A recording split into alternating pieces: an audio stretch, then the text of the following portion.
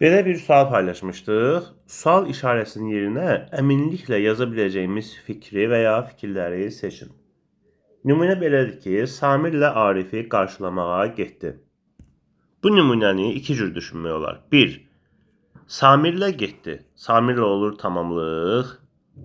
Adam nə üçün gedib? Arifi qarşılamaq üçün.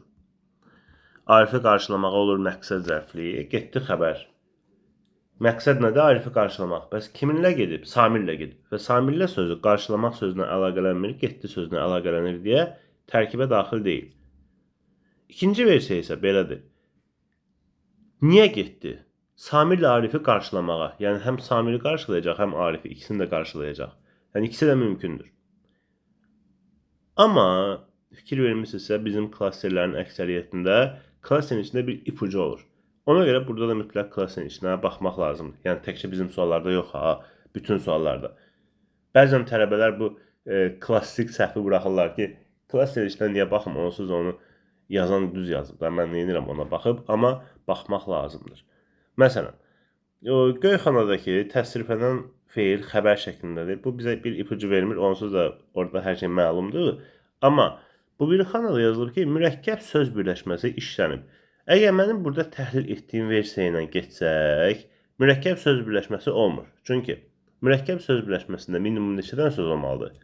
Söz birləşməsi özü ən azı 2 sözdən ibarət olursa, deməli mürəkkəbdə ən azı 3 dənə olmalıdır. Mənim yazdığım versiyada Arifi qarşılamağa budur söz birləşməsi.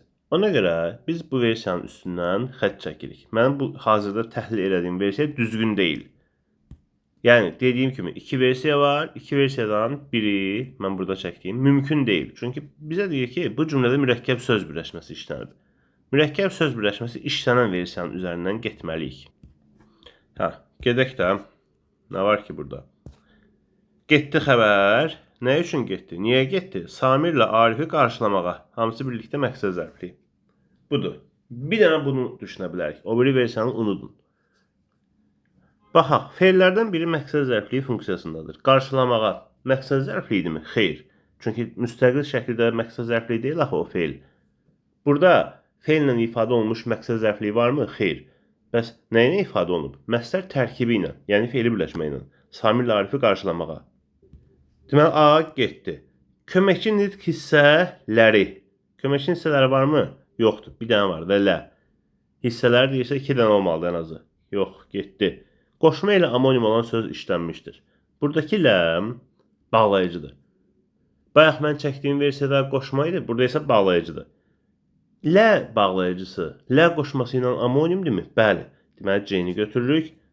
Feillərdən birinin köməkçi nitq hissəsi ilə amonimliyi var. Baxaq, get. Getin amonimliyi varmı köməkçi ilə? Yox. Gəlin var da, getin yoxdur ki. Və yaxud da qarşılamağa. Sözün kökü qarşı. Qoşma ilə amonim olur. Amma qarşılamaq, qarşıla feili olurmu amonim? Xeyr. Deməli, getdim. Sintaktik funksiyasına görə tabelilik, tabesizlik kimi növləri olan nitq hissəsinə, yəni ki, bağlayıcıdan söhbət gedir də, aid nümunə işlənməmişdir. Deyir, işlənməyib. İşlənib, baxın, dedik ki, burada lə bağlayıcıdır. Tamamlıq işlənməmişdir, bəli. Bu cümlədə tamamlıq yoxdur. Bayaqki versiyanı düşünsəydik, tamamlıq olardı orada. Burada 100% yoxdur. Çünki tərkibin içindədir hamısı. Ona görə əni də götürürük. C, Ə, haradadır?